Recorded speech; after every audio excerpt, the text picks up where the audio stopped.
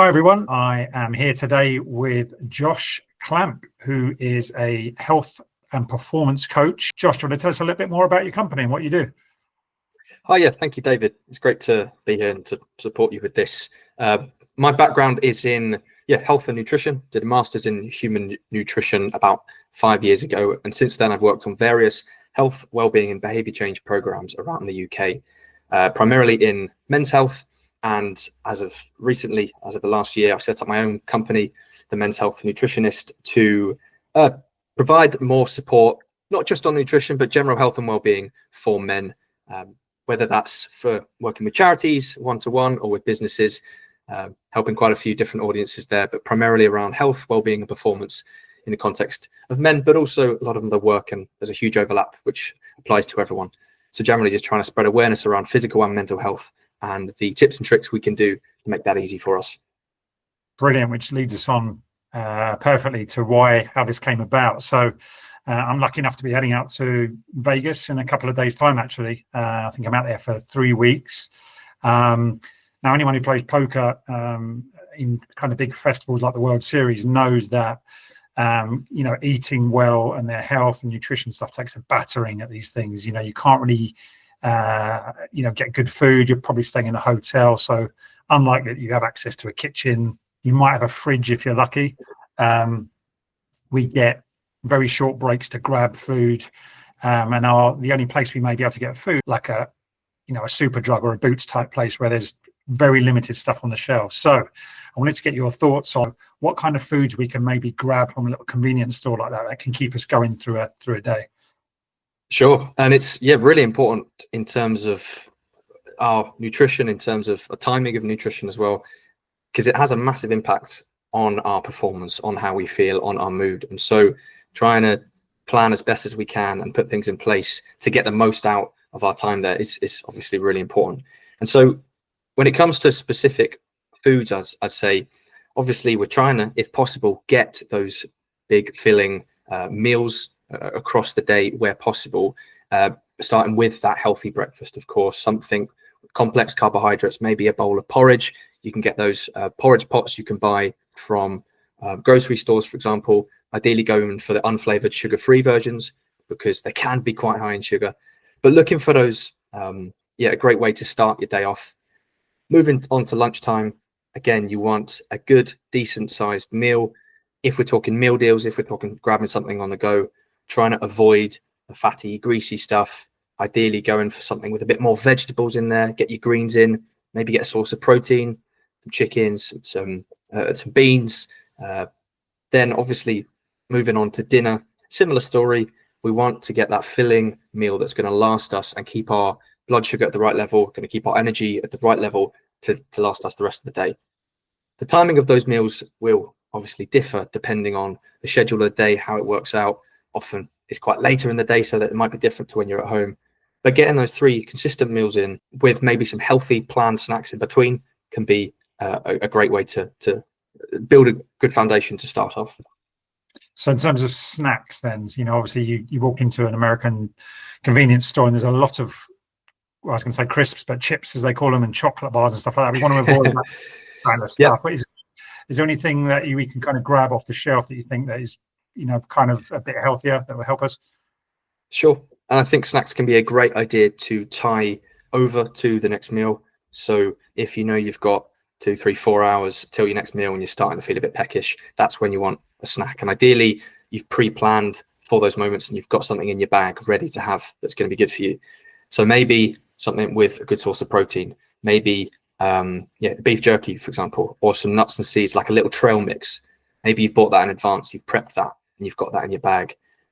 Maybe it's those protein bars, and some of them can be very high in sugar, so it's important to watch out for that. Generally, higher protein, lower sugar is better, and you can see that from the packets. I'd say less than 8 grams per bar is a good guide to go by. Anything more than that, and essentially it's just a candy bar, as they'd say in the States. Or instead having some fruit, apples, bananas, oranges, dried fruit like mango. I'm a big fan of dried apricots. They can be a great way to get some good nutrition in, get some good fuel, some good energy without a consequence of crashing blood sugar a few hours later, They're not going to slow you down. They're going to give you that energy you need. In terms of those boiled eggs, often you can get those in a meal deal. Just buy as the snack, those 2 boiled eggs, great idea. Cheese sticks, hummus and carrots. When we're buying often out those snacks, I think a good idea is, if we're buying a meal deal, for example, having the drink in the main for lunch and then saving the snack for a few hours later if we feel peckish. Nice. That's a good way to do it. Yeah, it definitely applies for when we're playing poker tournaments in the UK. In the US, they don't tend to be as kind as offering us a meal deal, but there's certainly loads of snacks. That's really good advice, really interesting stuff. And you said cheese straws. Did you say they're actually okay? Yeah. Yeah, I think, again, if what we want here is ease and consistency, and something that's good. We're not going for perfection, really. Day to day, we want to be improving our nutrition, of course, but if we've got an intense period, maybe it's not going to be perfect, but we need to prioritize, get some good protein, get some good energy. And as long as it's not loads of that really ultra processed junk rubbish, a Baby Bell can be a good source of protein. Okay. And a small option like that. Again, I'm not saying eat them all day, every day, but that paired with a piece of fruit is a great little snack. Okay, that's good to know. Now, something that a lot of people rely on as a bit of a crutch when they're, a little bit tired or whatever, is coffee. So, I see some people drinking them consistently throughout the day at the World Series to get them through a day, 2 or 3 sugars in there and stuff. What's your thoughts on coffee? How many is too many? Is there a kind of optimum amount? I know it differs probably from person to person. What are your thoughts on coffee? I think, firstly, I'd say that last point you made there is probably the most important, that it's very individual. Some people can have a small amount and it really disrupts their mood, their sleep. Some people can have a larger, more significant amount and they barely feel it. What I will say is that even if you don't necessarily feel it, it does have an impact on perhaps or non-conscious effects, or it can impact your sleep quality. So there are some general rules to follow no matter your relationship with caffeine. What I would say is caffeine has a half-life of about 8 hours. So within, I'd say, those 8 hours, you don't want to, before you go to sleep, I would try to avoid caffeine. So maybe 1 or 2 cups of coffee in the morning. Maybe if we don't like coffee and we do enjoy caffeine, we can have an energy drink. We don't need loads. I would avoid having the big 500 milliliter monsters full of sugar and they've got loads of caffeine in. But if you enjoy and want a bit of an energy boost, maybe a small energy drink is okay. But making sure that it's earlier on in the day, but having good nutrition alongside that, and we're not dependent or relying on those. Okay, key point. Yeah, I was going to ask about energy drinks. Also, what do you think about? You can get these vitamin tablets, vitamin sachets that you can dilute in water. Are they?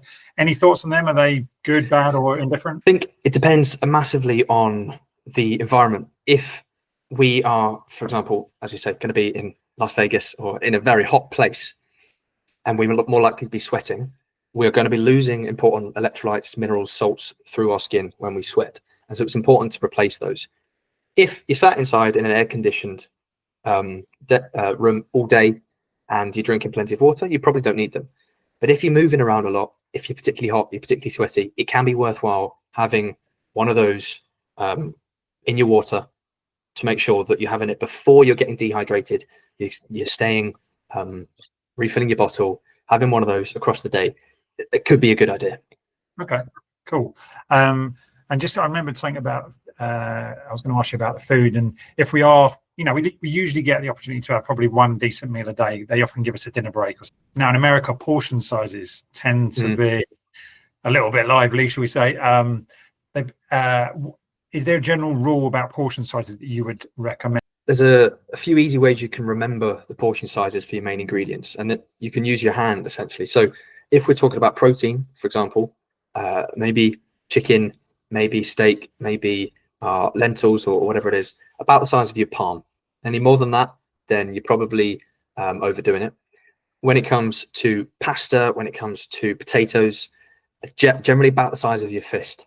Okay, so a couple of potatoes. If you're getting French fries, ideally not every day, I'd go against them, but I'd say about the size of your fist.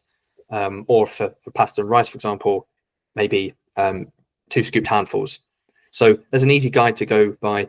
Generally, when it comes to portion size for fruit and veg, particularly veg, because it's so rich in important nutrients, low in sugar, high in fiber, it's difficult to overeat on veg. So we're Okay. talking about salads, carrots, cucumbers, peppers. The more the better when it comes to veg, I'd say. But really watching the carbohydrate portion sizes, keeping that moderate protein portion size, and trying to avoid those fatty foods if possible. Okay. Can be challenging sometimes finding enough veg out there in the desert in Vegas. For sure. If we go to a proper restaurant, then of course, then a couple of sides of veg is probably a good shout. So, okay, cool, good advice. So, I think that's some good stuff on food and drink. In terms of exercise in general, our days, sometimes we start in the morning, we finish late at night. We probably have access to a gym and a pool at most hotels. Any general exercise tips that we can do? Maybe in 20-minute breaks away from the table that you can recommend? Yeah, absolutely. I think it's so important for our performance, for our energy to stay active across the day. And I mean, we don't need to overthink this. We're not training for a triathlon or anything like that. We're simply just trying to move our body across the day, every day. And so even 10 minutes, a couple times a day, get up, even if it's in your hotel room, maybe it's just a walk around the block or a walk around the room, it doesn't matter. Can do a lot for getting our heart pumping, blood circulating. And that can do a lot for, like I said, our performance, our energy, our mood. So a couple times a day, allow ourselves to have that time away from sitting down. It's going to do us a lot of good. And I'd really encourage that. It's probably one of the most important things to focus on is keeping active across the day. If you sat down for more than an hour, 2 hours, I'd get up, have a wiggle, ideally go for a walk, but then come back and you'll be feeling fresher. Yeah, definitely.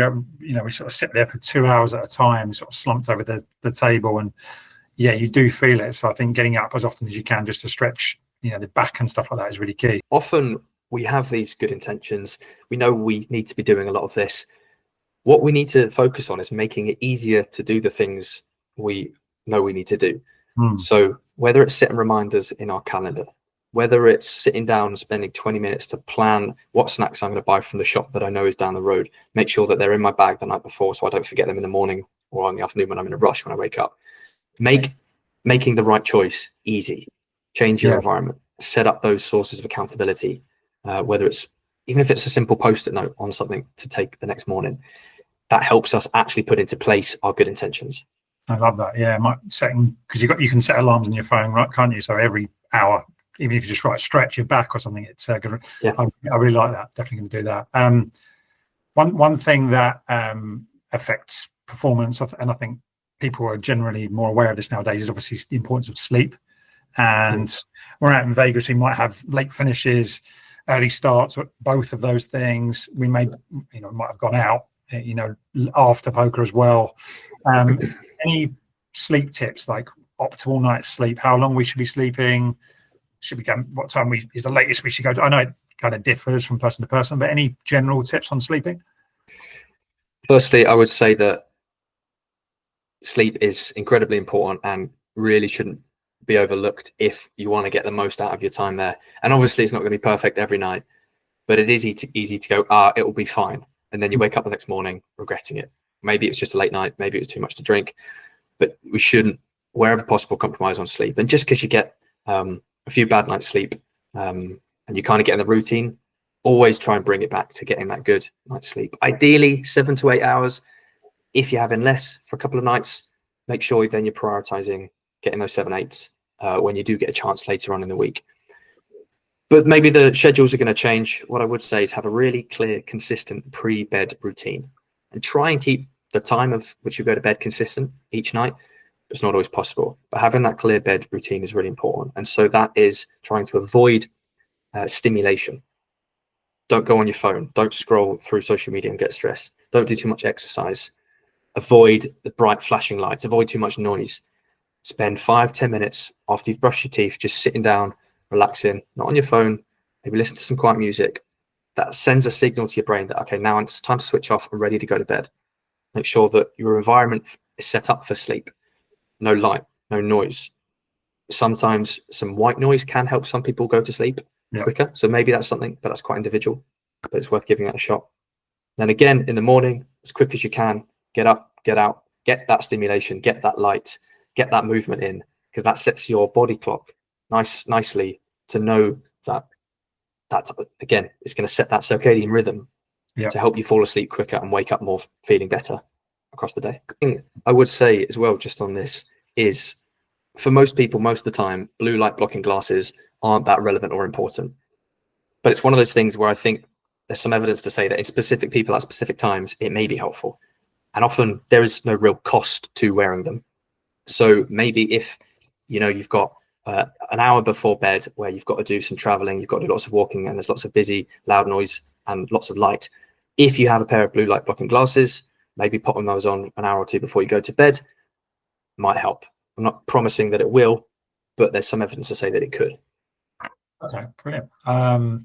So all these things, nutrition and exercise and sleep and stuff, all contribute to our mindset. I think you said at the start about keep getting your, getting your mind in the right, frame of mind and stuff. Any other tips on how we can achieve that? Because poker can be a really tough game on the mind, especially if things are going quite badly. You can get kind of down on yourself, doubting things. Any advice there on how we can maintain a positive mindset? Yeah, for sure. I think having dedicated time and space away from the game is really important. Maybe a post-game reset, 10-minute walk you're going to do that allows you just to reset, talk to yourself, just say, yep, maybe that was a pretty rubbish, didn't go to plan, but I'm not going to let it knock me off. And even if we don't believe it and we're worried, vocally saying that can be really powerful. That affirmation, that visualization is more powerful than we often give it credit. Keep talking to people across the weeks who aren't connected with the poker outside of that. Maintain that connection to the outside world to know that this is a bubble that you get into, and it's a fun, enjoying, exciting, stressful bubble, but it's important to have that connection, that grounding outside.